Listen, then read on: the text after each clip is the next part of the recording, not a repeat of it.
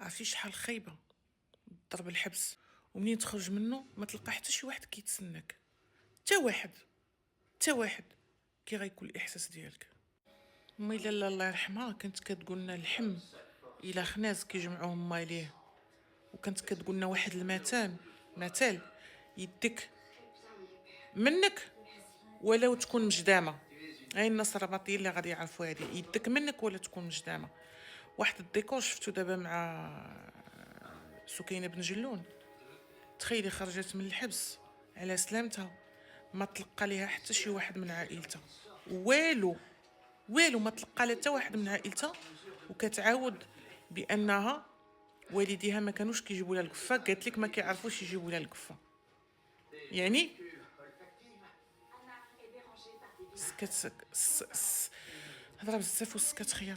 الله يدير لها تاويل الخير يا ربي، وتبقى لها هذا درس في الحياه ديالها. هذا خاصها تاخذو انه درس في الحياه ديالها، وهذا ما خاصهاش هاد الاكسبيريونس اللي دوزت في الحبس ما خاصهاش تضعفها، خاصها بالعكس تقويها وتزيد لقدام ان شاء الله، ودير عقلها، وبغينا نشوفوها ان شاء الله في اعلى المراتب يا ربي.